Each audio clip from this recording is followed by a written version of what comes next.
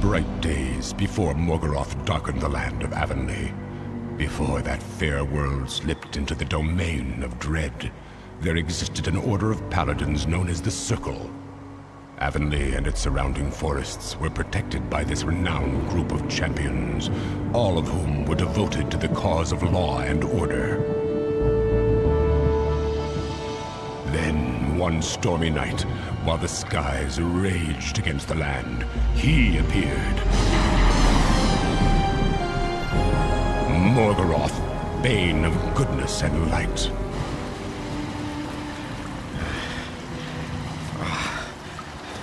I must keep going. I must.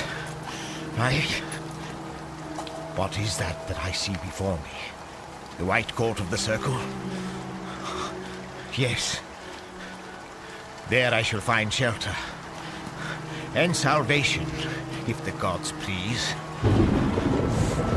By the gods, I shall atone for the murders I have committed, the atrocities that stain my soul. By the gods, I will. I will atone.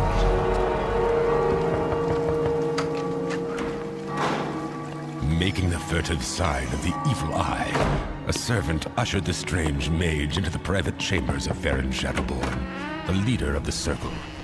That noble paladin listened to Morgoth's words, and listened well. Hear me out, Lord Farron. Hear my cause before judging me.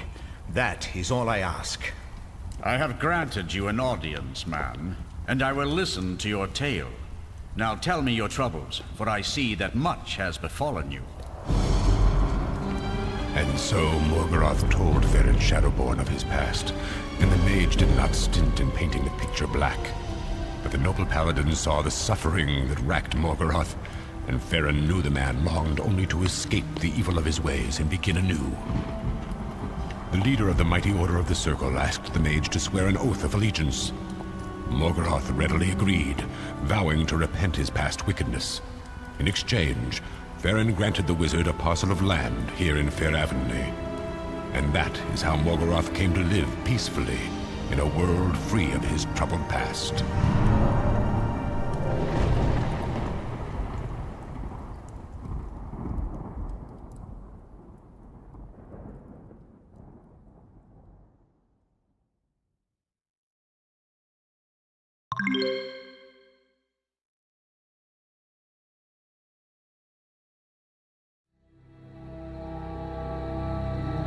The very night that Morgoth bid adieu to his new liege, he entered the forest that was to become his home.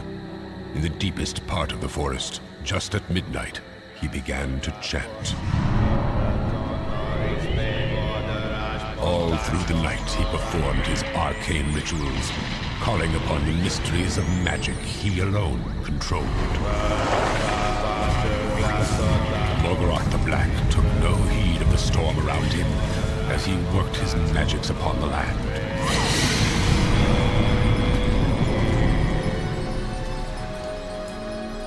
At dawn, the mage stopped, exhausted but triumphant.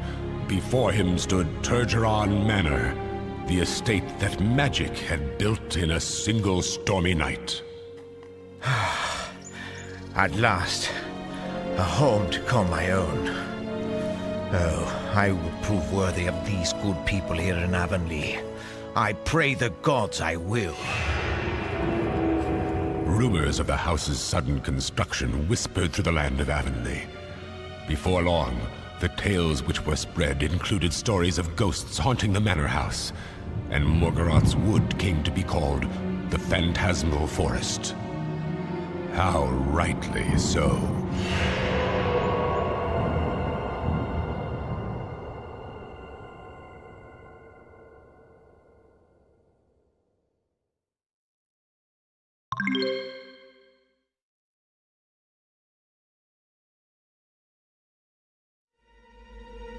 Like all wizards, Morgoth was mysterious and aloof.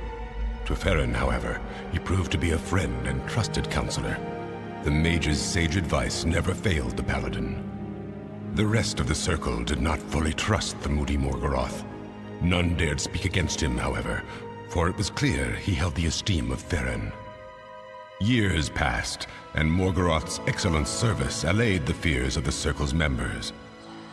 Not even the presence of wailing spirits haunting the phantasmal forest caused the paladins disquiet.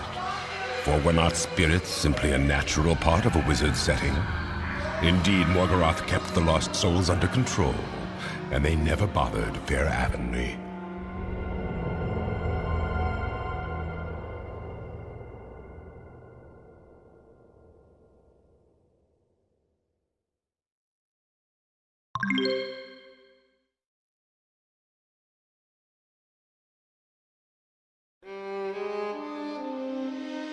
Now, Farron Shadowborn had a sister by the name of Aurora. She was as lovely as the dawn after which she had been named. Her skin was pale with the flush of roses, and her hair was the golden glimmer of sunlight on corn silk. Moreover, she was blessed with a pure soul, free of envy. No man had yet touched her heart, and she longed only to serve her church. By the gods, the feelings that well up inside of me when I see her. Her grace, intelligence, beauty. I fell in love with her the moment that I saw her, trite as that might sound. But who would not? She was always unfailingly kind to me. But she loves the church, not me. And she is to be its high priestess. I dare not tell Morgoth of the longing that stirs in me at the sight of him. Oh, how can I? I am soon to take my formal vows as high priestess. All my life I have prepared to be a priestess to the gods. How could I give myself instead to just one man? If he were to ask, though, I fear I would, with a joyous heart. The would-be lovers hesitated, and so neither declared their love. Aurora took her vows as High Priestess, swearing her life to celibacy and the church. And all the while, she prayed she would find comfort there. Morgoth likewise turned to other distractions when his feelings grew too much to bear. He spent long hours researching new magic or questing with Farron. The lovers met every now and then in the course of Morgoth's business at the Circle. Though their eyes were filled with longing, neither spoke of it, each falsely assuming that they meant little to the other. Aurora was still kind to Morgoth, and the wizard still cordial to his benefactor's sister. But the tension and longing mounted between the two.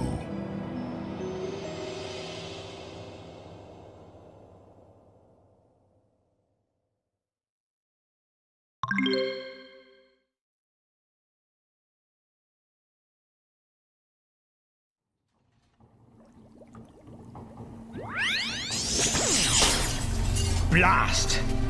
I'll never master this spell. Aurora, how I wish you were here. I would tell you of the terrible life I've led. How I've tried so hard to atone for my wicked ways since coming here to Fair Avonlea. If you were only mine, I would be the happiest of men.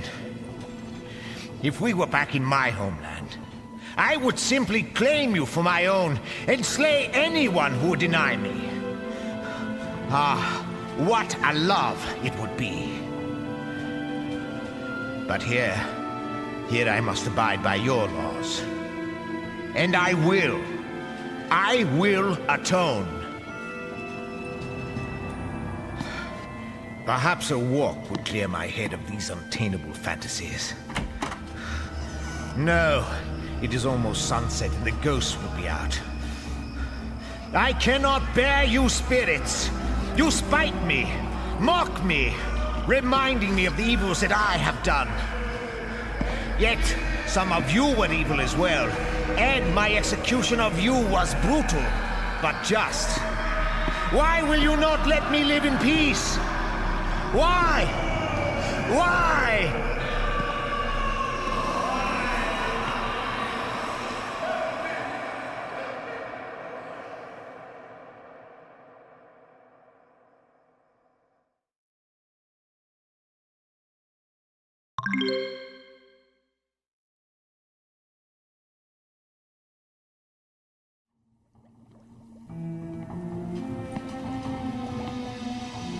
How long must I be in such torment?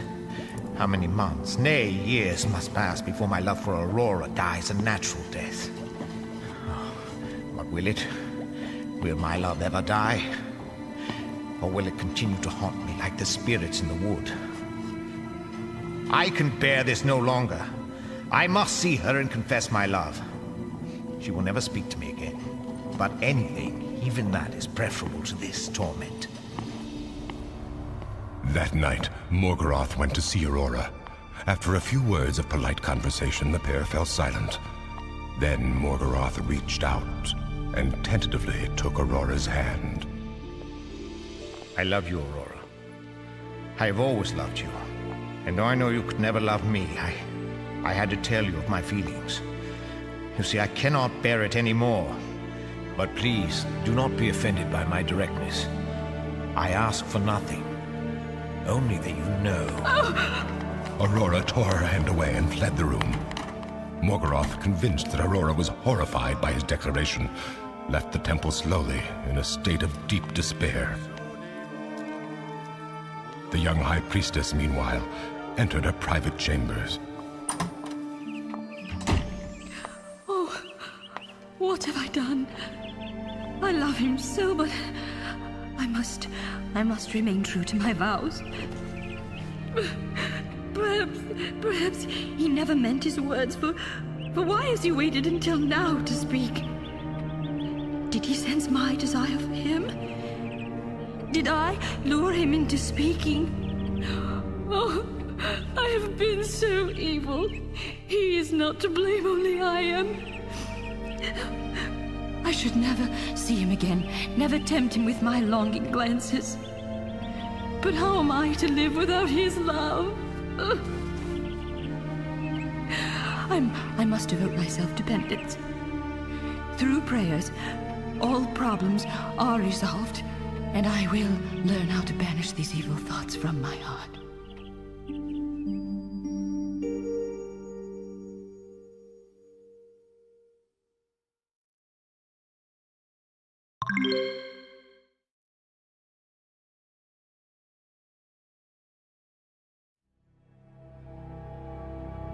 The despondent Morgoth withdrew to Fluffenhamemr, and for more than a year he and Aurora shunned each other. Morgoth's heart grew bleak. Still, he held to the new ideals of goodness Fërin had instilled in him over the past 6 years. Then a strange foreign knight arrived in the fair world of Avonlea. The man demanded an audience with Fërin Shadowborn and the other members of the Circle. Fërin requested Morgoth and Aurora to attend the meeting, for he often sought their counsel. As always, the pair avoided looking at each other. Indeed, Morgoth pulled his hooded cloak lower over his brow to shut out the vision of Aurora. But it did not prevent him from recognizing the wayfaring knight. Lambert. It is Lambert, the man who drove me from my home. I beg the indulgence of the court, Lord Shadowborn. I seek a mage, a most despicable wizard of black magics, and an even blacker heart. Alas, I know not his name. The knight went on to list the crimes this mage had committed in his homeland, and Morgoth knew it was only a matter of time before he was discovered. He looked about the circle, saw the faces of the paladins growing dark with anger, and discreetly left the council. They will discover soon enough that I am the wizard Lambert seeks. But what am I to do? I will not suffer that knight's condemnation of me. I will defend my right to redemption.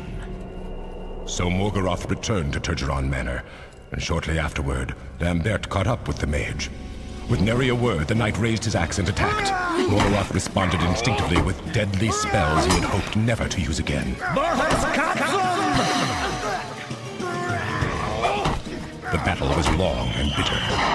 In the end, however, Lambert was no match for Morgoth.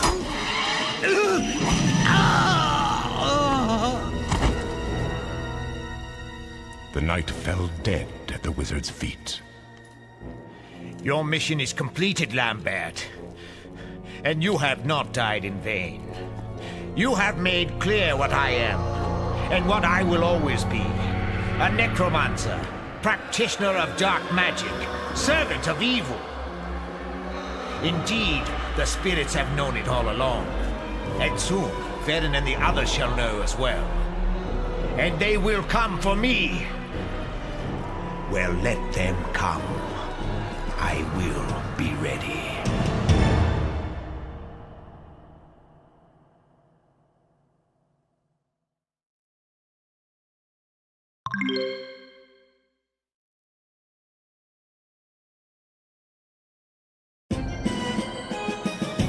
Lambert's words had left the circle stunned, incensed by tales of the wizard's evil, and convinced that Morgoth was the one Lambert had come seeking. The members of Avonlea's council made plans to drag the wizard from his lair. Alone of all the circle's members, Varen Shadowborn counseled patience, trying to calm the other paladins. An evil Morgoth should be brought down and he's not. Bring him down. The man came here intent upon making a new life, a life free of the evil in his homeland. While I do not know all the details of Morgoth's past, it is clear to me that he is a man who has done much evil, but who seeks salvation. He came to me 6 years ago, and I asked his allegiance then. In return, he vowed to reform. Tell me, am I to turn my back on him now? The council members grew silent, and none would speak. The wizard Morgoth has done me no harm, brothers. Is there one among you who will bear witness otherwise? Has he ever been less than faithful to our order? No, he is not. The paladins of the circle, all men of honesty and good faith, could not argue the noble knight's words. And so it was decided that Varen would ride to Turgeron Manor and speak directly to the wizard.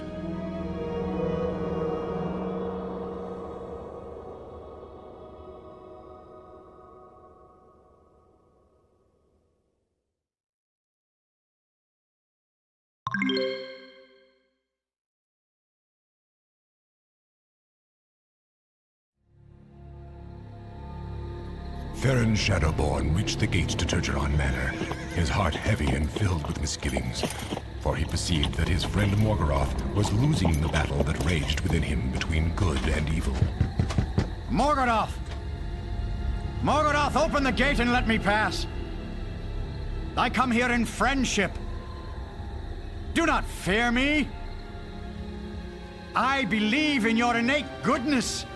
I am here to help you.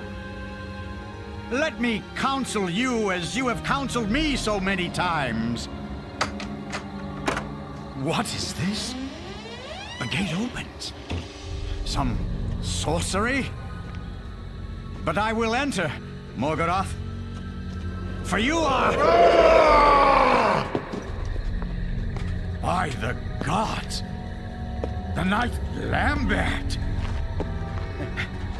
Now a living, rotting corpse!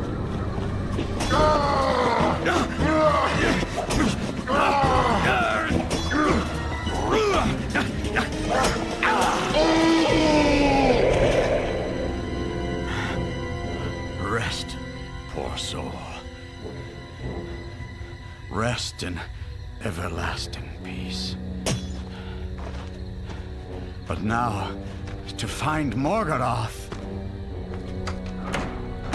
The noble paladin Varen Shadowborn stepped inside Turgeron Manor, but whatever became of him was never to be known. Almost certainly, he was slain by the Black Wizard or his minions. Whether Varen's spirit rests in peace, or roams the phantasmal forest in misery, none can say.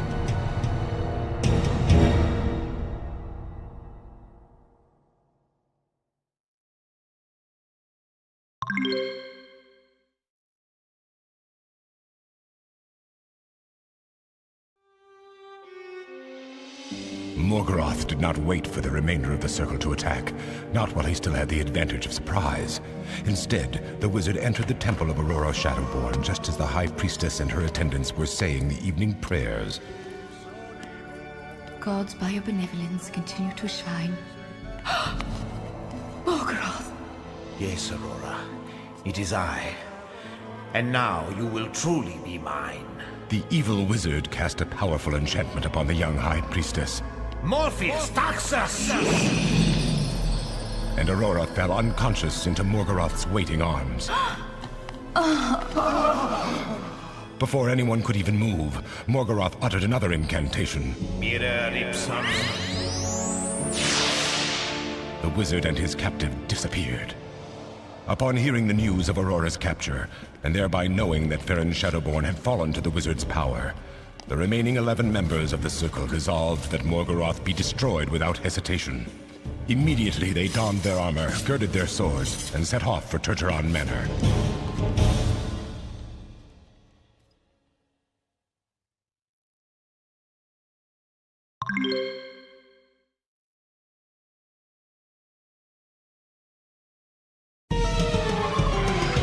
Three of the knights were slain before they even reached Turgeron Manor, for the phantasmal forest had become a nightmare world of hostile ghosts and vicious undead, all under the control of the necromancer Morgoth. 2 more paladins died at the gates to Turgeron Manor, slain by a pack of spectral wolves. The 6 remaining knights, all that were left of the once mighty Order of the Circle, entered Morgoth's manor home. And as with the noble Farron Shadowborn, no trace of these brave men has ever since been found.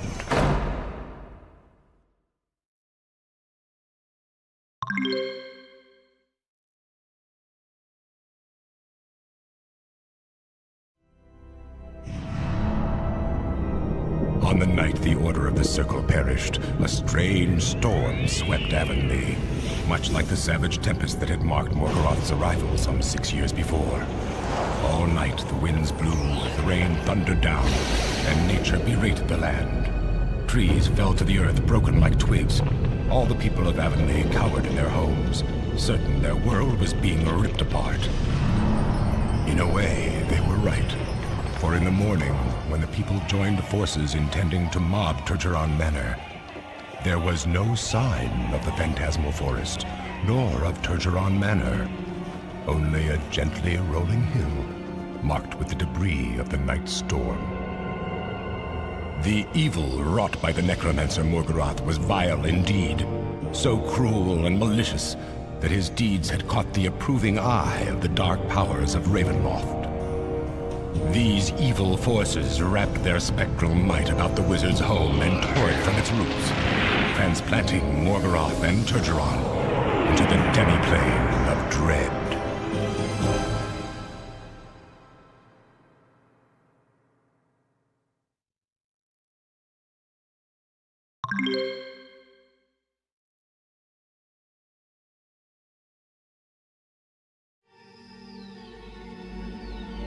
Morgoth was quick to realize that he and his home had been magically abducted by someone, or something, with tremendous powers.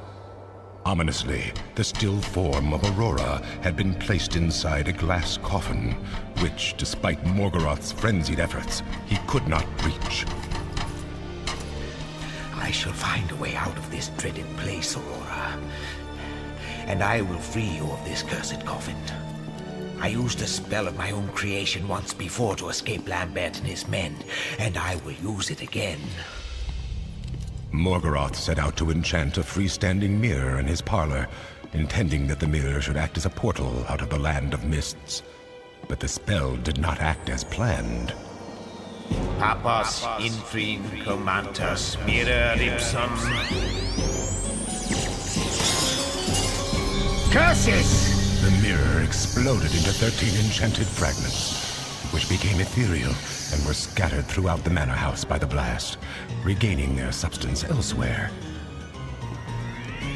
Ah! What is happening? What is happening to me? The gods! Morgoth's physical form, tied so closely to the enchantment cast upon the mirror, also turned ethereal and scattered throughout the house. His very essence imbued Turgeron Manor with an evil sentience. The transformation corrupted Morgoth, robbing him of his last shred of sanity. Now, decades later, Aurora still lays deathlike in her coffin, waiting for someone to free her from Morgoth's spell.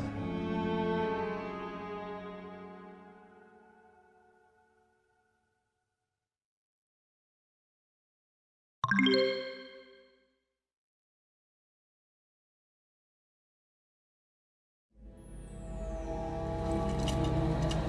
sturdy iron gate bars your admittance to the manor house, its fiendishly sharp spikes seeming to claw at the air. 2 brick pillars uphold the rusting gate. Metal plaques, corrupted with decades of rust and lettered in a strange alphabet, are set within the pillars. A stout, though corroded lock hampers your admittance.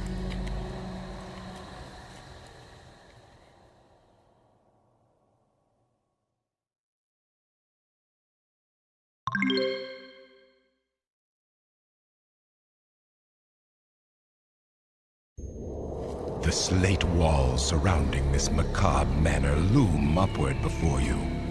Cracks run like spider webs across the surface of the forbidding stonework. Despite the toll time has taken on the wall, you suspect it could withstand even an angry giant.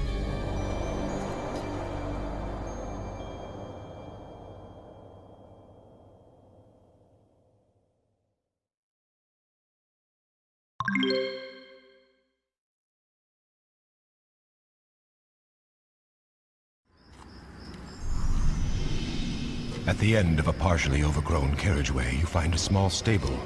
Some of its walls have been felled by vines over the years, but the hitching post and empty water trough have been kept clear of growth.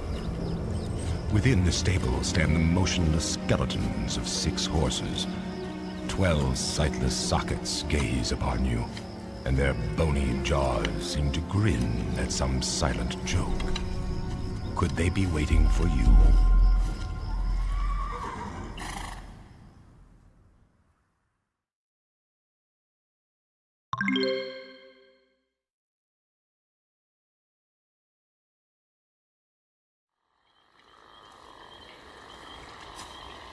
The tangled, overgrown shrubs reveal a long, narrow pool.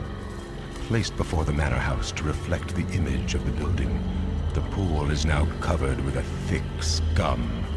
The stagnant water yields a foul odor, as well as a sickly mist. A faint disturbance ripples through the pond's layer of algae. Is something there? Unlikely. For what could live in those murky, tainted depths?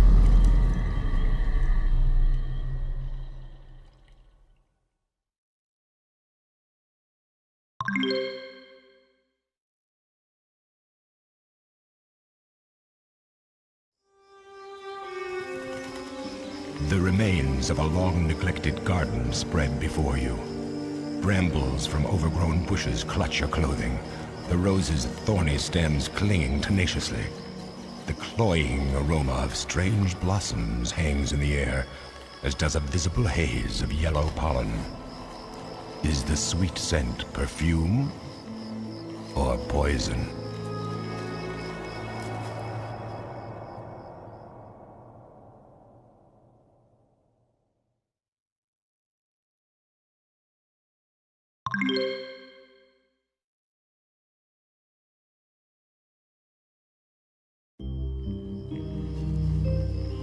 The tangled grass gives way to the stone pavement of a courtyard. The rampant growth of greenery elsewhere on the manor grounds seems restrained here, because the walls of Turgeron Manor embrace 3 sides of the courtyard, though perhaps smothers might be a better word. The tower to which the rest of the manor seems to have been anchored rises high into the air, spreading the light at its top uselessly out into the night, like a lighthouse long deserted by the sea. What sinister powers might this beacon be beckoning?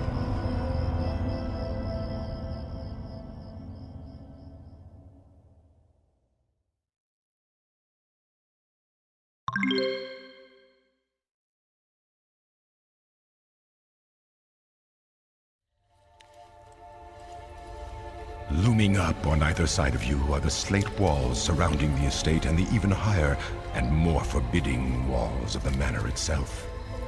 The narrow quarters lean toward you with a perceptible tilt. Only the faintest rays of light from the tower spill down into this dismal place.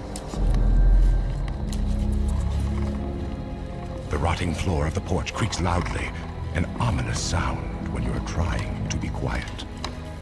The cold, immovable barrier of the manor's back door seems somehow shockingly solid in contrast.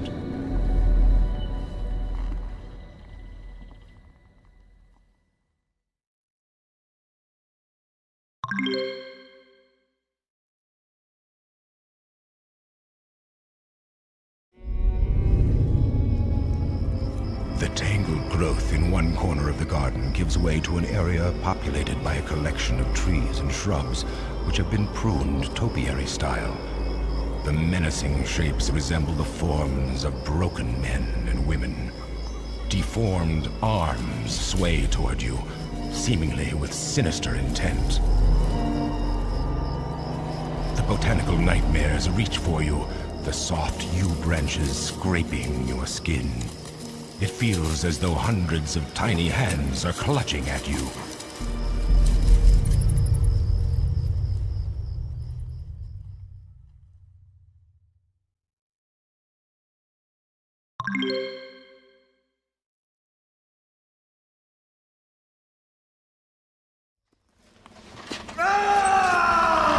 From between two topiary statues, a knight dressed in glinting armor and wielding a battle axe advances upon you, his gleaming eyes fixed on a point past your head. Morgoth! The knight staggers back suddenly, though why, you do not know. As the man falls to his knees, a chill creeps along your spine. You can see through the knight to the twisted shrubs behind his transparent body. Morgoth! I curse you, even as I die. The fallen man slumps to the ground, light glinting off the bitter edge of the battle axe. Then, as abruptly as he appeared, the knight vanishes.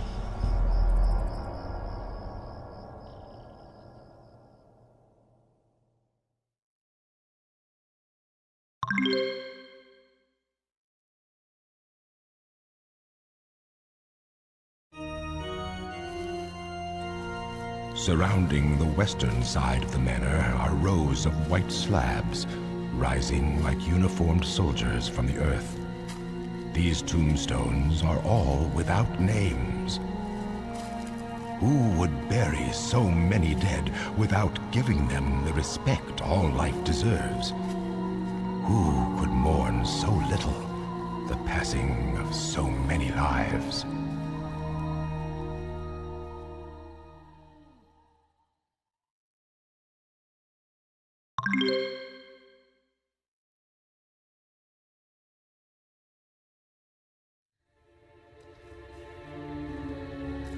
The glass walls and ceiling of this room are iced over with heavy frost. The greenhouse is held together by a strange metal framework, faintly reminiscent of a web spun by some mechanical spider. The remnants of dead plants line the walls. The air here is frigid and roiling with condensation. Moisture begins to bead on your skin, sliding across your flesh with icy tendrils.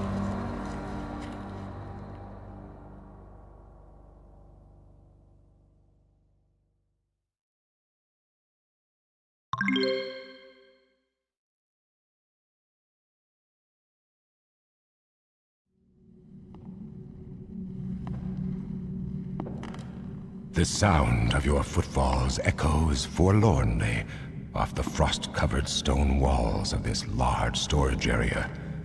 The air here is cold and dry, and your breath shimmers whitely as you breathe.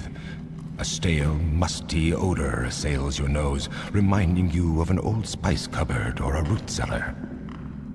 Crates and barrels, all unmarked and intact, occupy much of the room. A rack on one wall holds rakes, scythes, and other gardening implements. All normal enough equipment, you think. Then you see the half-dozen boxes lining the south wall. They look rather like coffins. In the northwest corner, a flight of sturdy wooden steps runs up the side of the wall to a landing, then turns against another wall and ends at a trap door in the ceiling. This door is the only other egress from the room, but where can it lead?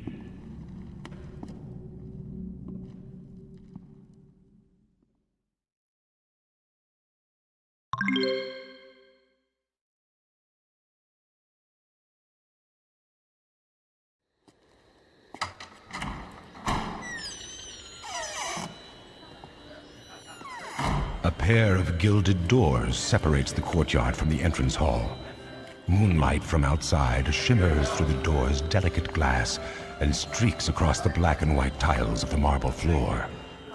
Sparkling in the wan light are thousands of gleaming fragments of glass, remnants of a shattered crystal chandelier lying in the center of the room. Twin stairwells, both richly carpeted and bordered by intricately carved mahogany banisters, rise up and end at decorative doors on the floor above. The whole effect is very grand, but also cold and forbidding.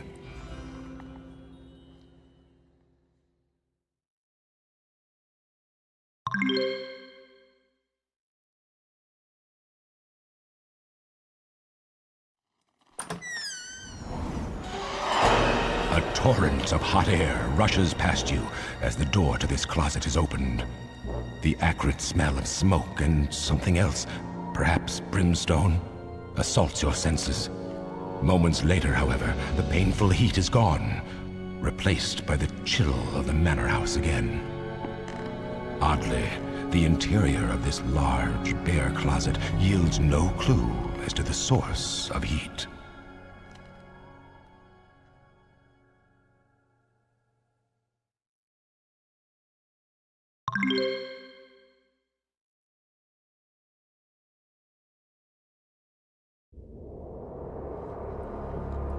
You struggle to open the door to this closet, the wood seeming to be impossibly heavy. Or could there be someone holding the door shut from the other side? But no, the door slowly opens. And then... the door is wrenched from your hands and slammed shut.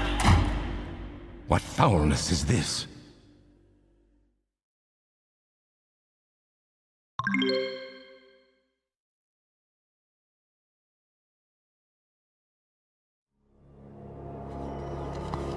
You struggle mightily against the door, trying to open it again and confront whatever horror lies inside. The door bursts open, exploding outward and literally slamming into you. Suddenly, the door is ripped off its hinges, smashing you against the opposite wall.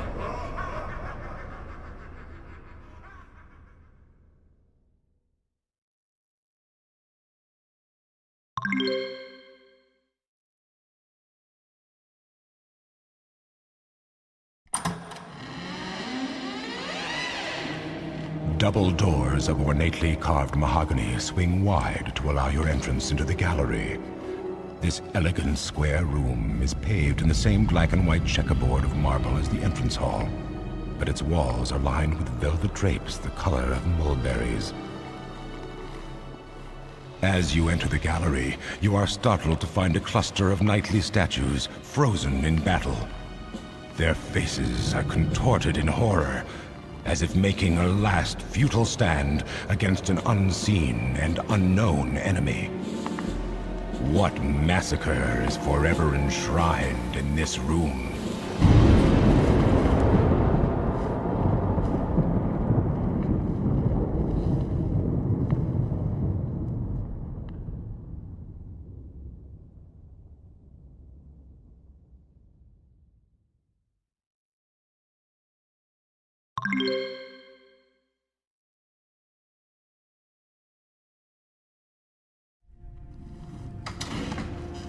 The double doors to this room hang from wrenched hinges and nearly fall off in the faint disturbance caused by your passing.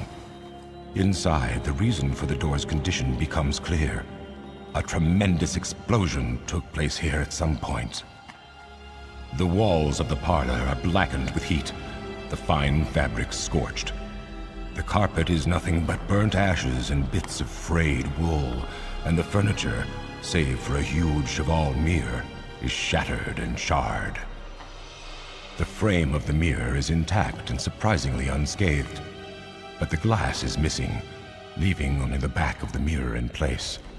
A series of lines are burnt into the wood, forming the outline of what appears to be a puzzle, or could they be the image of the 13 shards?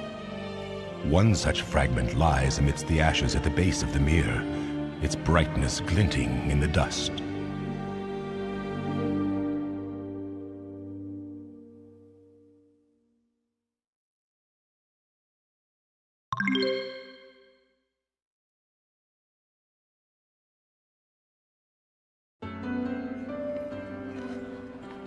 Dominating this room is an immense table, draped in the finest white linen, and set with porcelain bisque china, cut crystal, and golden utensils. 4 elaborate candelabra, each holding a dozen white candles and a single black one, serve to break up the long expanse of the table. 2 silver chandeliers hang from the ceiling, swaying gently in some unknown breeze. Each of the 4 arms holds a dozen white tapers surrounding a black one.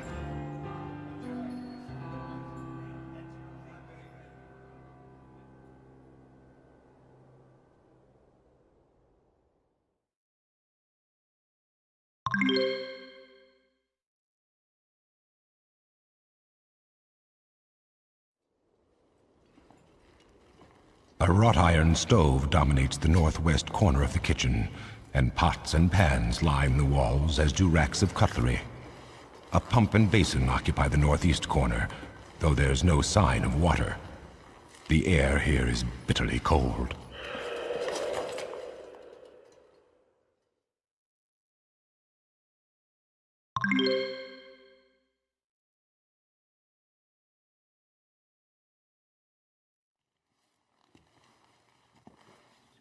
Just off the kitchen is a pantry lined with shelves containing numerous jars, each filled with fruits or vegetables.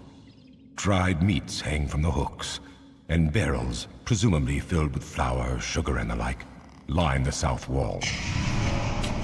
Oddly, the food shows no sign of decay, nor is there any dust. Could there be a natural explanation for this?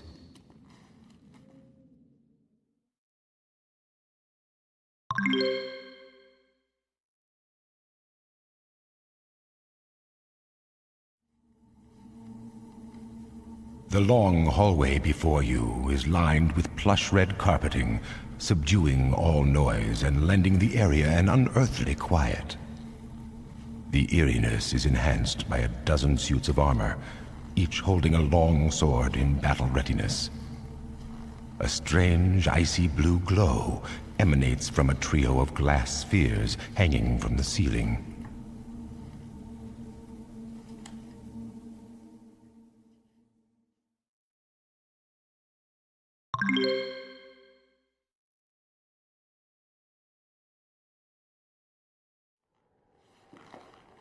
The stone walls of this storage chamber are bare save for the wooden shelves lining them. Linens of various sorts are neatly folded and stacked on the shelves. Frost clings to the fabrics and walls, and your breath skirls out in white waves away from your face.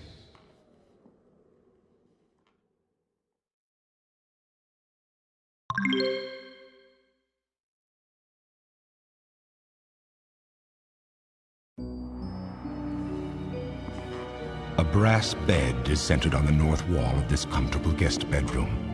A brown velvet-covered chair rests before the marble fireplace, which is devoid of wood or heat. An empty armoire, its doors open wide, completes the picture.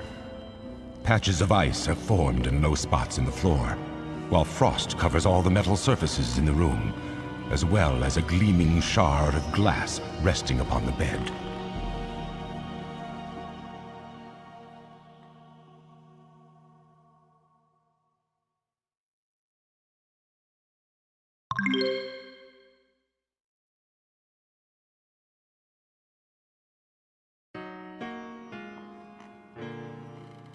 A luxurious curtained bed dominates this guest chamber. It is an elegant bedroom, richly appointed with gilt and velvet. An ornately carved marble fireplace is set with logs ready to burst into flame. A leather chair and mahogany writing table complete the chamber. There seems nothing of note here in this room, save perhaps for what might lie inside the bed.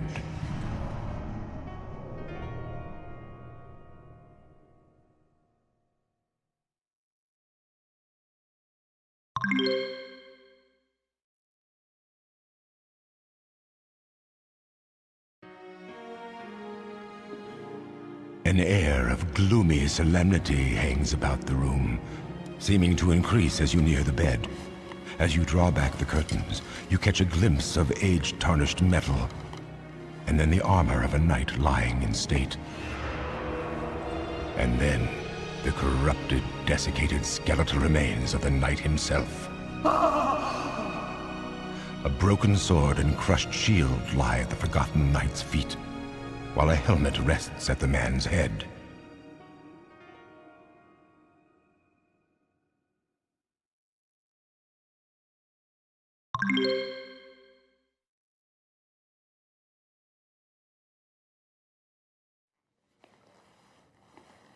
Oddly, the bathroom seems to have suffered considerable damage over the years. The hand pump in the corner is rusted to the point of uselessness. A tub carved of some porous stone is lined with frost, radiating the cold.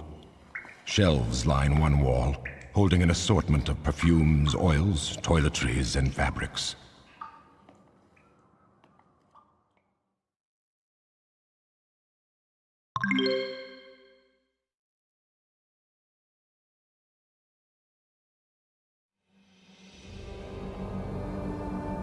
By far the most luxurious room in the entire manor, the master bedroom is bedecked with silken draperies lining the walls, and a massive four-poster bed.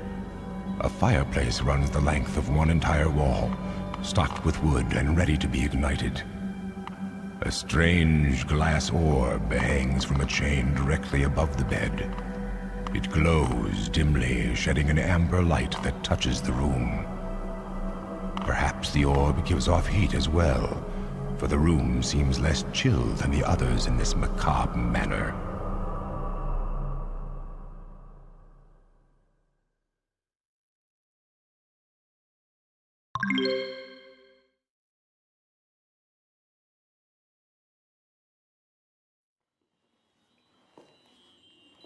A dizzying array of black and white tiles confronts the viewer in a checkerboard pattern, lining not only the floor, but the walls and ceiling as well.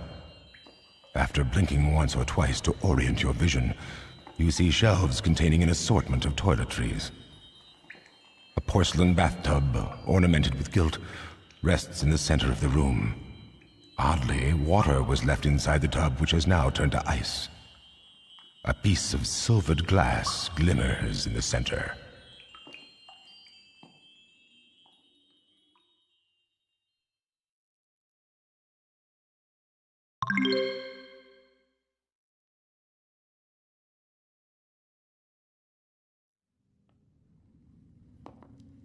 Men's garments are located here inside the master bedroom's closet. All are constructed of some black material, an inky cloth that seems to absorb light.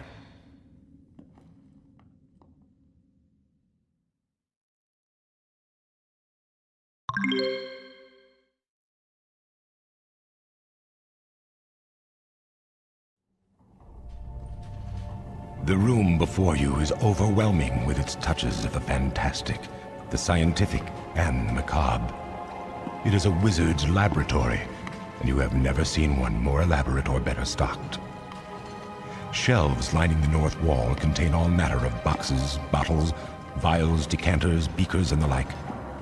They are all marked clearly in a language unlike any you have ever seen. An oak ladder, anchored to the top of the shelves many feet above, is fixed with wheels at its base, providing access to all the shelves. Unusual items such as metal pellets, ground quartz, bat wings, and rodent skulls are scattered throughout the room, along with something that looks suspiciously like a human heart preserved inside a glass container. The south wall is also lined with shelves and fitted with a rolling ladder, but the goods stocked here are beakers, burners, scales, and other laboratory equipment. Half a dozen work tables are scattered about the room, apparently devoted to different experiments. A creeping horror steals over you as you realize the dried substance in one set of tubing must surely have been blood.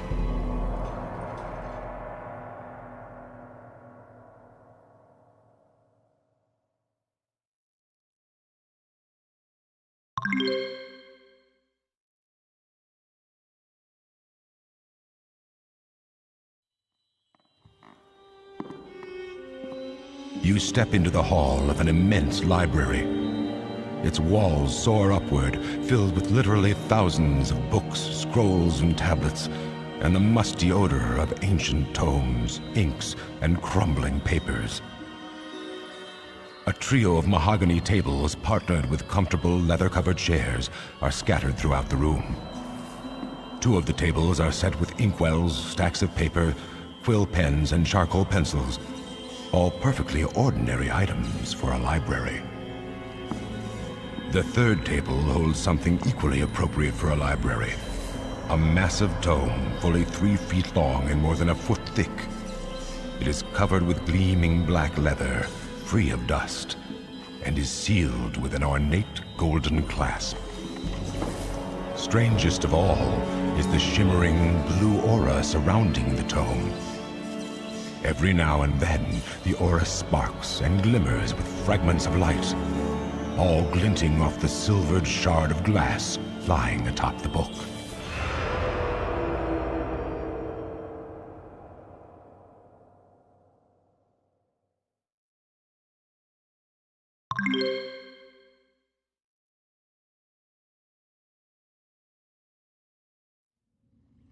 Bitter odors from caustic acids mingle with the frigid chill in this darkened chamber. The air bites at your nostrils and stings your eyes. Indeed, the place is so tainted with strange chemicals that your exposed skin begins to itch. Despite the blurred vision of your tearing eyes, you can see that this room is filled with small crates and barrels. All are unmarked and sealed with tiny silver locks. In fact, the chamber looks like nothing other than a miniature warehouse.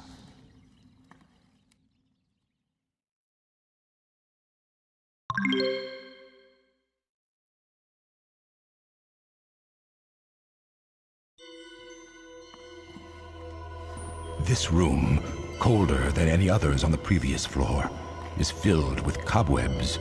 The disturbed dust sparkles in the light. A layer of fine grit carpets the floor, unmarked by the footprints of either man or beast. Numerous ropes dangle motionless from holes in the ceiling above. Despite the faint breeze that drifts through the room, the bell pulls do not sway. Amber light shines down through the holes, illuminating the pulls.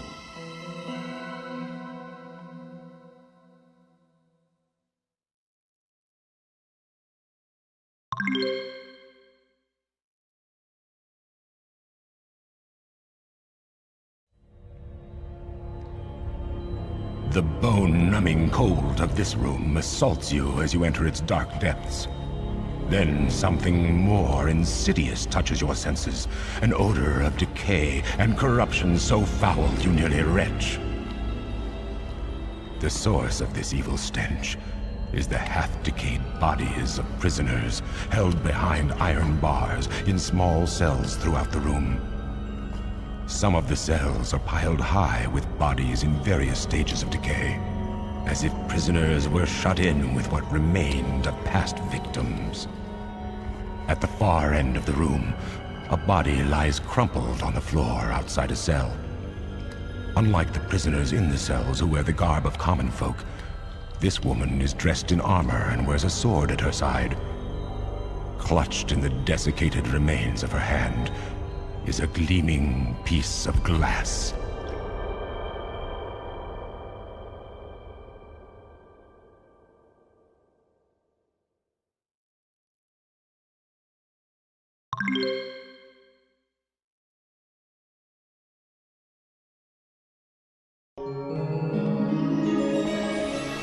You have entered a room with a steepled roof soaring high above you, though only the bottom half of the walls are enclosed. A trio of giant brass bells and a dozen lesser carillons hang from a massive wooden beam running the center of the room. 15 ropes lead from the bells through holes in the floor and down to the room below. Directly beneath the bells is a table wrought of delicately spun silver, its surface a gleaming mirror. It is a thing of beauty in this place of bitter cold, but on its surface rests the forbidding spectacle of a coffin. It seems to have been fashioned from a single piece of glass, which reflects the light and obscures its contents. A stiff wind whirls suddenly through the room, clawing at your clothes and stinging your eyes and skin. With every breath, a cloud of white steam quickly crystallizes and forms a thin layer of frost on all it touches. But still, you draw nearer to the coffin and look through the glass, to find the perfectly preserved remains of a beautiful young woman, Aurora Shadowborn, beloved of Morgoth, dressed in a bridal gown of blackest velvet. As you ponder the spectacle of such beauty and youth wasted, you catch the faintest rise of her breast, and you realize she is not dead. She is alive.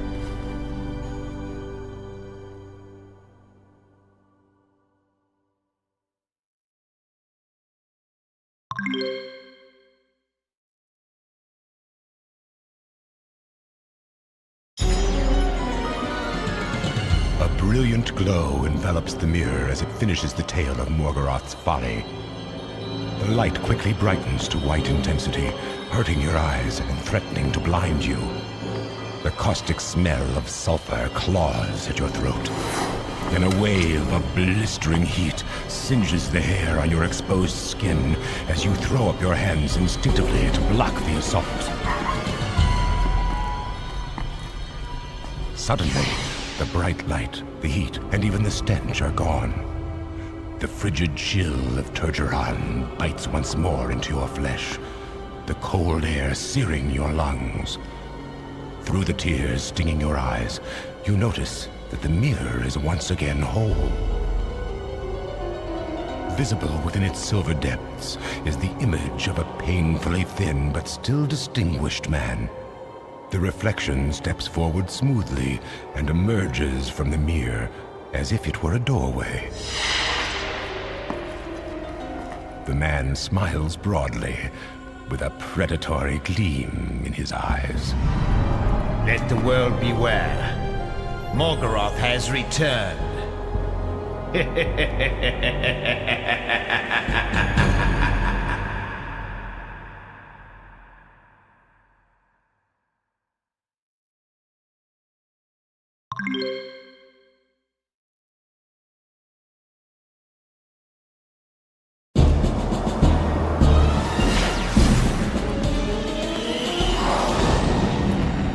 With this last attack, the evil wizard staggers backward, then falls to his knees.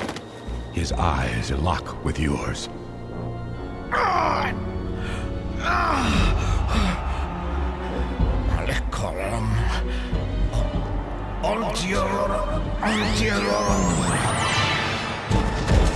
With his last enchantment, Morgoth falls forward and lies motionless on the floor.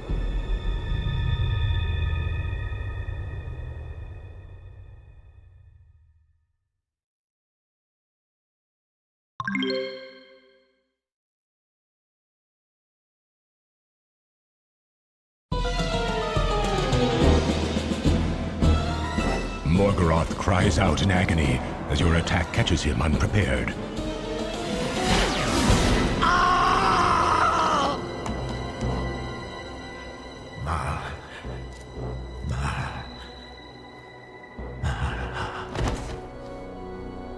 Even as the evil mage falls to the floor, a misty form rises from his body. For the briefest moment, the vapor floats above Morgoth's still form. Then the mist is forcibly sucked back into the mirror. Shards of glass burst from the frame, scattered far and wide by the force of this strange magical detonation. The fragments vanish ethereally through the walls.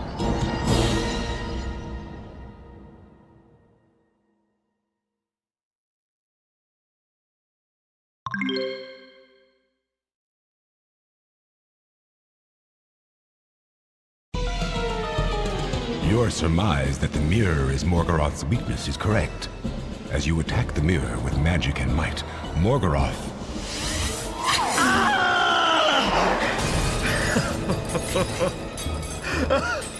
No, not. Morgoth falls to the floor, surrounded by the shattered mirror and splintered wood. He twitches once or twice, and then is still. The evil mage is dead.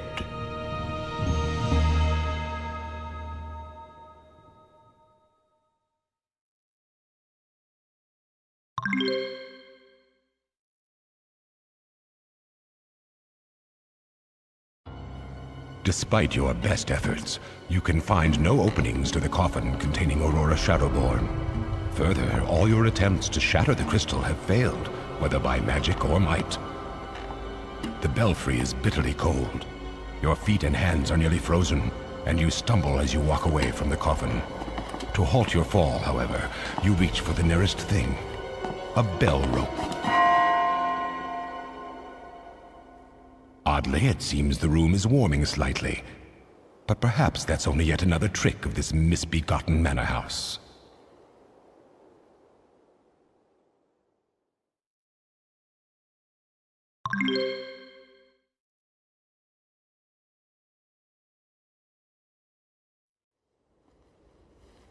An idea dawns on you, and you begin to pull at the bell ropes.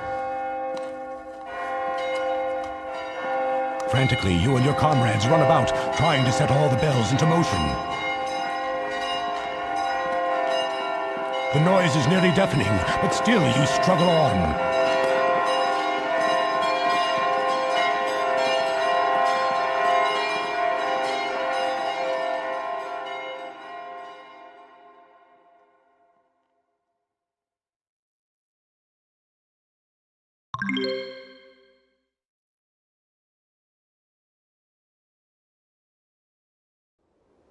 The crystal coffin shatters.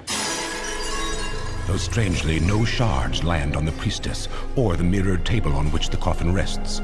The young woman struggles for life and awareness.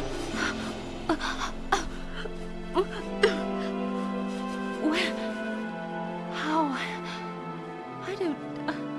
Aurora Shadowborn's violet eyes meet yours in confusion. What has happened to me? Her eyes silently plead. The words, "Will you help me?" form on her soft lips.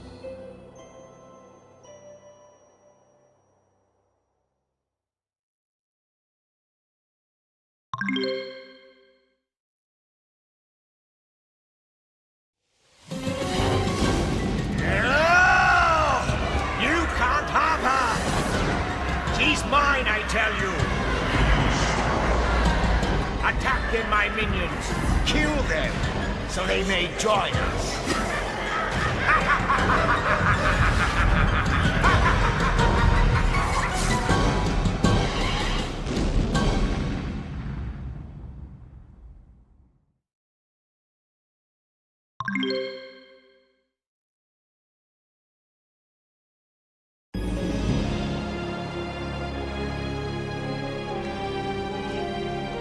Your hand lightly touches the silver surface of the table that once held the priestess Aurora Shadowborn.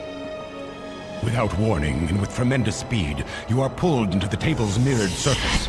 You have no time to react. Your companions are lost to you as well. Where you are now is the only thing that is real. But where is that?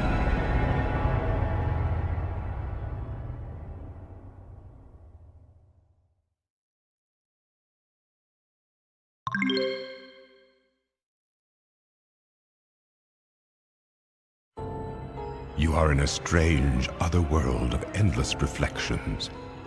You have no concept of up or down, nor are you touching anything of substance. You cannot hear or smell anything, and your eyes are assaulted by image after image after image after image after image, all relentlessly reflected back at you. Oh, when will this strange journey end? Your eyes close to blot out the painful visions. How long a time has passed you cannot know, but your eyes at last slowly open. And you find yourself home again, safe and whole.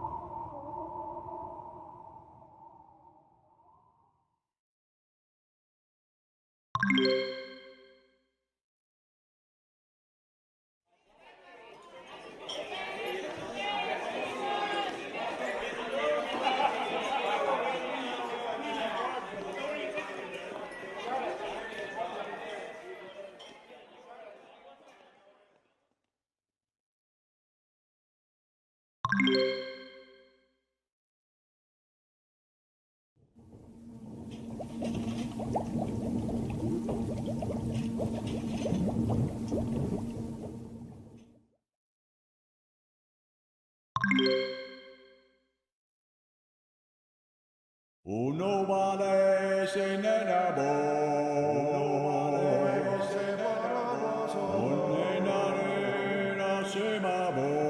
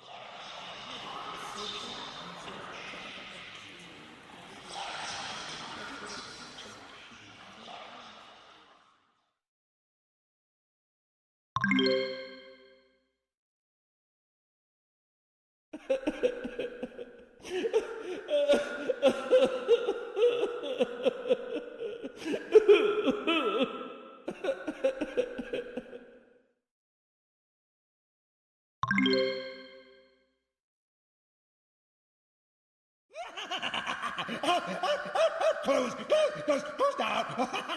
Shane. Oh, down, up, down, up.